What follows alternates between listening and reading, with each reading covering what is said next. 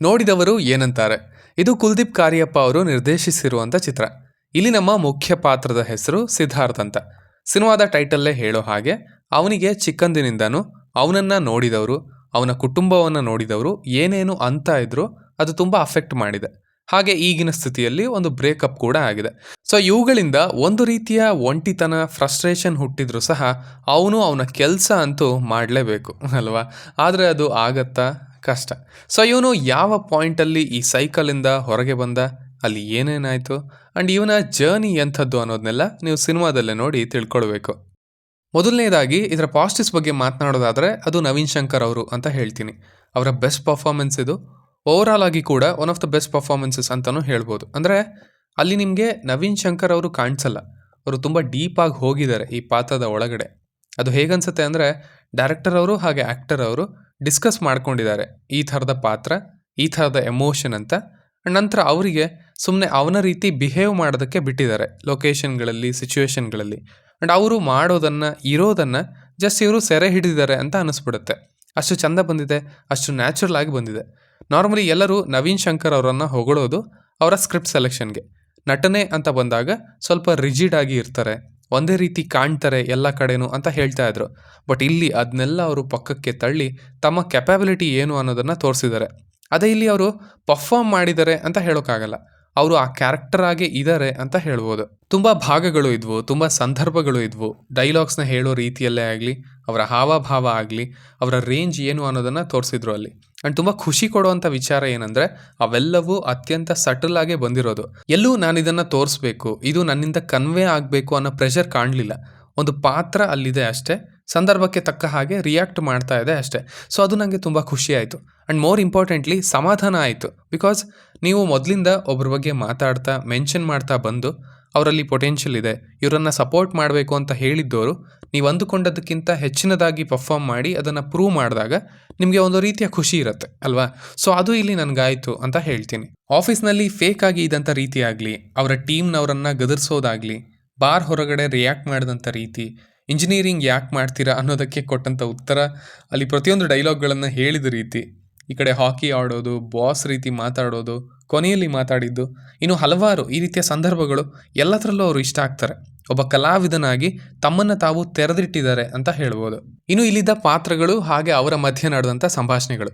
ಮಲ್ಲಣ್ಣ ಅನ್ನೋ ಒಂದು ಪಾತ್ರ, ಅಫ್ಕೋರ್ಸ್ ಇದು ಬರೀ ಜನವರಿ ಅಷ್ಟೇ, ಬಟ್ ಸ್ಟಿಲ್ ಈ ವರ್ಷದ ಮೆಮೊರಬಲ್ ಪಾತ್ರಗಳಲ್ಲಿ ಅದು ಇದ್ದೇ ಇರುತ್ತೆ. ಅಷ್ಟು ಚೆಂದ ಇತ್ತು ಆ ಪಾತ್ರ. ಅದು ಬರವಣಿಗೆನೇ ಅಲ್ಲ, ಅದು ನಟನೆ ಕೂಡ ಅಲ್ಲ, ನೋವೇ ಚಾನ್ಸೇ ಇಲ್ಲ. ಅದು ಅಷ್ಟು ನ್ಯಾಚುರಲ್ ಆಗಿ ಬಂದಿದೆ. ಆ್ಯಂಡ್ ಸಿನಿಮಾದ ಬೆಸ್ಟ್ ಪೋರ್ಷನ್ಸ್ ಅವನ ಮತ್ತು ಸಿದ್ಧಾರ್ಥ್ ನಡುವೆ ಇದ್ದಂಥ ಸಂಭಾಷಣೆಗಳು, ಸಂದರ್ಭಗಳು ಅಂತ ಹೇಳ್ಬೋದು. ನೀವು ದೊಡ್ಡವರೆಲ್ಲ ಯಾಕೆ ಹೀಗಾಡ್ತೀರಾ, ಬೆಂಗಳೂರು ಬಿಟ್ಟು ನೀವ್ಯಾಕೆ ಇಲ್ಲಿಗೆ ಬರ್ತಾ ಇದ್ರಿ, ಆ್ಯಂಡ್ ಅಫ್ಕೋರ್ಸ್ ಆ ಸೈಕಲ್ ಇನ್ನೊಂದು ರೌಂಡ್ ಹೋಗೋದು ಅಂದಾಗ ಅದಕ್ಕೆ ರಿಯಾಕ್ಟ್ ಮಾಡಿದ ರೀತಿ, ಅದು ಡೆಫಿನೆಟ್ಲಿ ಆ್ಯಕ್ಟಿಂಗ್ ಅಲ್ಲ, ಬಿಹೇವಿಂಗ್ ಅಷ್ಟೇ. It was beautiful. ಈ ಸಿನಿಮಾದಿಂದ ಟೇಕ್ ಅವೇ ಏನು ಅಂತ ಹೇಳೋದಾದರೆ ನನಗೆ ಪರ್ಸ್ನಲಿ ಆ ಪಾತ್ರ ಆ್ಯಂಡ್ ಅಲ್ಲಿದ್ದ ಸಂಭಾಷಣೆಗಳು ಅಂತ ಹೇಳ್ತೀನಿ. ಇನ್ನು ಅಪೂರ್ವ ಅವರ ಪಾತ್ರ, ಅವಳಿಂದ ಬಂದಂಥ ವಿಷಯಗಳು, ಅವರ ಪರ್ಫಾರ್ಮೆನ್ಸ್. ಇದೊಂದು ಜರ್ನಿ. ಆ್ಯಕ್ಚುಲಿ ಅವನೇ ಹೇಳ್ತಾನೆ, ಯಾಕೆ ಬಂದಿದ್ದೀನಿ, ಏನು ಮಾಡ್ತಿದ್ದೀನಿ, ಏನೂ ಗೊತ್ತಿಲ್ಲ, ಐ ಜಸ್ಟ್ ಡೋಂಟ್ ನೋ ಅಂತ. ಸಿನಿಮಾನೂ ಹಾಗೇ, ಒಂದು ಡಿಫೈನ್ಡ್ ಸ್ಕ್ರೀನ್ ಪ್ಲೇ ಅಂತ ಇಲ್ಲ, ಅಥವಾ ಡಿಫೈನ್ಡ್ ಪೇಸ್ ಅಂತಲೂ ಇಲ್ಲ. ಅದರದ್ದೇ ರೀತಿಯಲ್ಲಿ, ಅದರದ್ದೇ ವೇಗದಲ್ಲಿ, ಅದರ ಪಾಡಿಗೆ ಅದು ಒಂದು ಜರ್ನಿ ರೀತಿ ಮುಂದುವರಿತಾ ಇರುತ್ತೆ. ನಾವು ಕೂಡ ನೋಡ್ತಾ ಹೋಗ್ತೀವಿ ಅಷ್ಟೇ.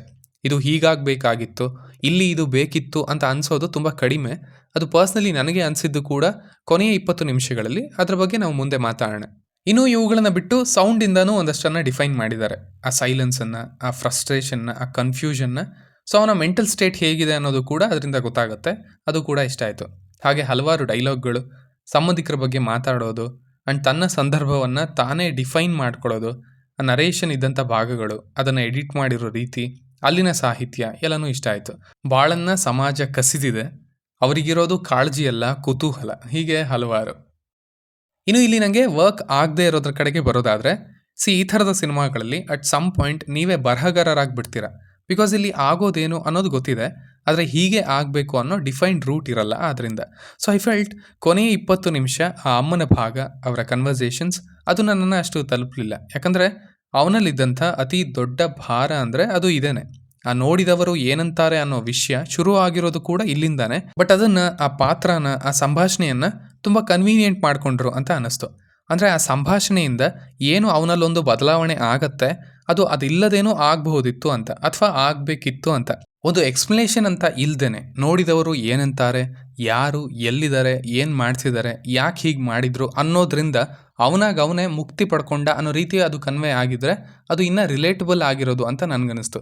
ಬಿಕಾಸ್ ಜೀವನದಲ್ಲಿ ಎಲ್ಲರಿಗೂ ಒಂದು ಎಕ್ಸ್ಪ್ಲನೇಷನ್ ಅಂತ ಸಿಗಲ್ಲ, ಕೆಲವೊಂದು ಹಾಗೆ ನಡೆದು ಹೋಗ್ತವೆ. ಸೊ ಆ ಎಕ್ಸ್ಪ್ಲನೇಷನ್ನ ಮೀರಿ ಅದಕ್ಕೆ ಕಾಯ್ದೇ ಮುಂದುವರಿಬೇಕು ಅನ್ನೋದು ಕನ್ವೆ ಆಗಿದ್ರೆ ಚೆನ್ನಾಗಿರೋದು ಅಂತ ಅನ್ನಿಸ್ತು. ಈಗ ನಾನು ಹೇಳ್ತಾ ಇರೋದು ನಿಮಗೆ ಅರ್ಥ ಆಗದೆ ಇರ್ಬೋದು, ಬಟ್ ಟೋಟಲ್ ಆಗಿ ಹೇಳೋದಾದರೆ ಆ ಕೊನೆಯ 20 ನಿಮಿಷದ ಪೋರ್ಷನ್ಸ್ ಅಷ್ಟು ನನ್ನನ್ನು ತಲುಪಲಿಲ್ಲ ಅಂತ ಹೇಳ್ತೀನಿ. ಸೊ ಸಿಂಪಲ್ ಆಗಿ ಹೇಳೋದಾದರೆ ಇಟ್ಸ್ ಅ ಗುಡ್ ವಾಚ್ ಅಂತ ಹೇಳ್ತೀನಿ. ಇಲ್ಲಿರೋ ಒಂದಷ್ಟು ವಿಷಯಗಳು, ಸಂದರ್ಭಗಳು ನಿಮ್ಮನ್ನು ತಲುಪದೇ ಇರ್ಬೋದು, ಬಟ್ ಅವುಗಳಲ್ಲಿರುವಂಥ ಇವರ ಇಂಟೆನ್ಷನ್ಸ್ ಆ್ಯಂಡ್ ಇಲ್ಲಿನ ಪರ್ಫಾರ್ಮೆನ್ಸಸ್ ನಿಮ್ಮನ್ನು ಹಿಡಿದಿಟ್ಕೊಳ್ತವೆ, ಒಂದು ರೀತಿಯ ಅನುಭವವನ್ನು ಕೊಡ್ತವೆ ಅಂತ ಹೇಳ್ತೀನಿ. ಸೊ ಇಷ್ಟು ಈ ನೋಡಿದವರು ಏನಂತಾರೇನ ನೋಡಿ ನಾನು ಏನನ್ಬೇಕು ಅಂತ ಅಂದ್ಕೊಂಡಿದ್ದು. ಇನ್ನು ನೀವು ಆಲ್ರೆಡಿ ನೋಡಿದರೆ ನೀವೇನಂತೀರಾ ಅನ್ನೋದನ್ನು ಖಂಡಿತ ಕೆಳಗಡೆ ತಿಳಿಸಿ.